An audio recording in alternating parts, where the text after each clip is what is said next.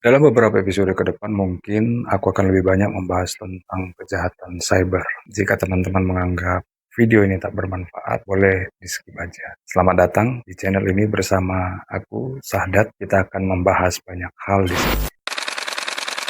Cloning profile, seperti yang sudah dijelaskan dalam video sebelumnya, merupakan tindakan menyalin identitas digital seseorang, baik itu nama, foto, bio, jejaring pertemanan, bahkan gaya komunikasi yang sengaja digunakan untuk membangun akun palsu yang tampak seperti akun asli. Jadi tujuannya bukan sekedar meniru, tetapi memanfaatkan kepercayaan orang lain. Yang diklon itu bukan hanya akun, tapi kehadiran kita di ekosistem digital kita masing-masing. Biasanya proses cloning profile ini terjadi lewat beberapa tahap. Yang pertama, dia mengumpulkan data publik kita seperti foto, nama, komentar, relasi, dan aktivitas kita di media sosial. Nah, dari kasus yang kuhadapi beberapa waktu yang lalu, ada dua platform yang digunakan untuk cloning profilku, yaitu platform Facebook dan platform WA. Dan aku mendeteksi melalui akun WA bahwa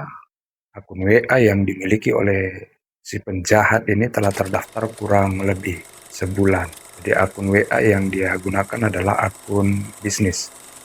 Dan itu nampak dari profil WA-nya sendiri. Sejak dia rilis tanggal 23 Januari 2026, mungkin dia sudah mengumpulkan informasi tentang aku, apakah itu dalam bentuk foto, identitasku, dan temanku, jauh sebelum dia menyebar menjadi profil di platform WA dan platform Facebook. Yang kedua, dia membuat akun tiruan dengan menggunakan nama dan foto yang sama. Akun Facebook yang dipakai oleh si penjahat ini menggunakan namaku dan juga beberapa dataku seperti foto. Setelah dia membuat akun tiruan, kemudian tahap selanjutnya yang dilakukannya adalah menyasar relasi yang dekat dengan korbannya. Jadi aku sebagai korban nih. Siapa yang disasar bisa jadi keluarga, bisa jadi temanku, bisa jadi rekan kerjaku, atau bisa jadi grup atau orang-orang yang hidup di komunitasku. Di sini sudah kusampaikan di video sebelumnya bahwa nomor WhatsApp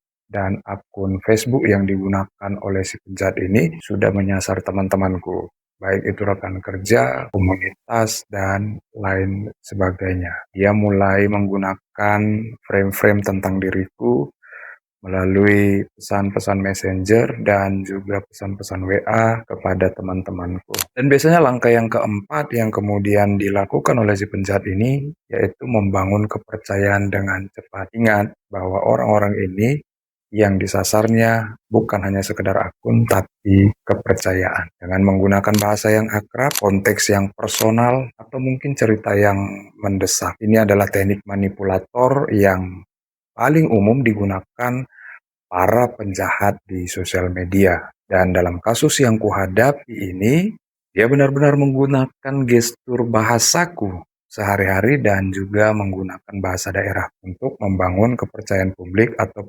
kepercayaan korban-korban selanjutnya yang sedang dia sasar. Dan tahap selanjutnya yaitu melakukan kejahatan. Mungkin ini adalah tahapan final dan eksekusi yang berkelanjutan. Kejahatan-kejahatan itu bisa saja dengan penipuan, pemerasan, manipulasi, atau pencurian data lanjutan. Ini adalah risiko yang mungkin bisa terjadi dan sangat mungkin dan besar kemungkinannya. Namun sampai sejauh ini belum ada laporan yang kuterima mengenai kerugian yang diakibatkan oleh akun-akun yang berseliweran ini yang mengatasnamakan aku. Tapi akun ini jelas mempunyai misi tertentu yang mungkin lebih jahat dari sekedar manipulator. Yang membuat aku sangat khawatir adalah kalau akun ini digunakan untuk mencuri data kawan-kawan atau data keluargaku dan menyebarkan hoax, lalu melakukan tindakan penipuan atau pemerasan. Itulah sebabnya kita perlu mengambil tindakan dan sikap terhadap situasi yang seperti ini. Nah, bentuk-bentuk kejahatan yang mungkin menjadi final atau tujuan akhir daripada si pelaku ini bisa saja mungkin adalah untuk tujuan penipuan finansial. Nah, biasanya pelaku akan mengaku butuh bantuan mendesak, lalu meminta transfer uang dengan menggunakan cerita-cerita yang emosional, Misalnya, apakah keluarganya sedang membutuhkan uang sehingga harus meminjam atau meminta bantuan. Dan ini adalah bentuk penipuan yang paling klasik dan sering terjadi sampai hari ini. Kemudian bentuk kejahatan yang kedua bisa dalam bentuk pemerasan dan manipulasi psikologis. Nah, di sini pelaku bisa saja mengancam menyebarkan informasi dengan menggunakan foto atau percakapan palsu dengan tujuan menekan korban secara mental. Dan dampaknya bukan hanya materi, tapi trauma psikologis. Kejahatan yang kemudian bisa menyebar adalah penyebaran informasi palsu. Biasanya dengan menggunakan akun tiruan untuk tujuan kejahatan dan fitnah yang berbasis digital, misalnya menyebarkan hoax untuk merusak reputasi korban serta membuat pernyataan yang tidak pernah diucapkan korban. Ini adalah bentuk kejahatan yang paling umum juga yang sering terjadi. Dan kejahatan yang memungkinkan juga bisa terjadi adalah dengan pengumpulan data lanjutan. Ini adalah tindakan lanjutan setelah komunitas korban yang profilnya di cloning itu dikuasai. Misalnya komunitas pertemanan di sosial media. Pelaku akan mengajak korban ngobrol, lalu bisa saja berlanjut dengan mengorek informasi pribadi dan terus memperluas jejaring korban-korban berikutnya. Dan korban yang paling awal biasanya menjadi gerbang korban berikutnya. Dan yang paling sangat membahayakan, puncak dari kejahatan virtual atau kejahatan digital ini yaitu mempersiapkan kejahatan selanjutnya. Kejahatan seperti apa? Persiapan kejahatan lanjutan berbasis artificial intelligence. Ini merupakan kejahatan yang tingkatnya jauh lebih tinggi level. Data dari cloning profile bisa saja dipakai untuk mensketsa wajah, kemudian meniru suara, lalu meniru gaya bahasa dan membangun skenario penipuan yang jauh lebih canggih. Ini fase kejahatan yang lebih berbahaya. Itulah sebabnya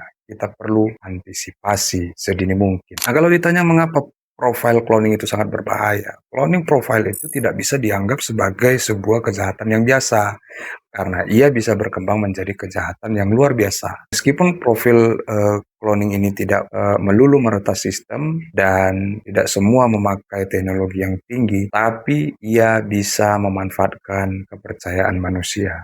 Dan karena itu, orang paling cerdas sekalipun bisa tertipu karena diserang bukan area sistem pertahanan digital kita, tapi yang diserang justru adalah relasi dan emosi psikologis kita. Apa tanda-tanda yang bisa kita lihat dari kejahatan profile cloning ini? Kalau kawan-kawan melihat ada akun baru, profilnya sangat familiar, misalnya nih, tiba-tiba teman-teman melihat akun baru dan fotonya familiar. Itu adalah salah satu tanda-tanda cloning profile. Kalau teman-teman melihat itu, segera beritahu atau report ke temanmu yang akunnya digunakan dan klarifikasi apakah itu betul akun dia atau tidak. Lalu kemudian biasanya tanda-tanda cloning profile ini adalah tanda-tanda di mana akun itu tiba-tiba menghubungi secara mendadak, lalu kemudian membangun cerita yang mendesak dan emosional, atau bisa saja dia meminta uang atau data Anda. Dan kebanyakan dari orang-orang yang terlibat dalam kejahatan cloning profile ini, dia menghindari panggilan langsung, tapi tidak semua. Ada juga yang justru nomor itu yang menelpon.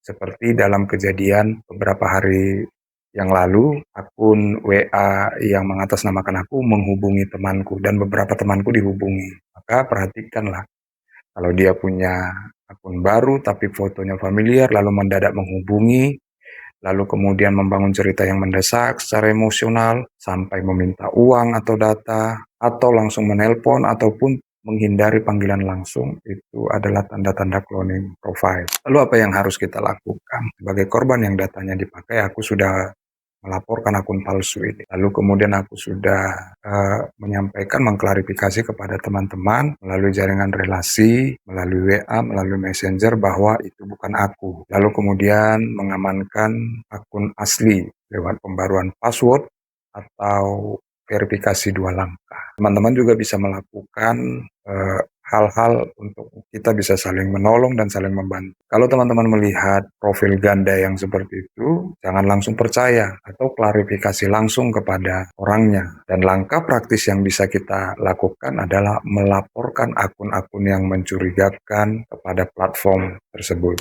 Nah, teman-teman, dunia digital, identitas kita bisa dipalsukan, tapi kehati-hatian itulah yang tidak boleh ditinggalkan. Jadi untuk kawan-kawan, mari kita peduli dengan data kita dan data kawan-kawan kita. Dan jika video ini bermanfaat, silakan di-subscribe dan bagikan.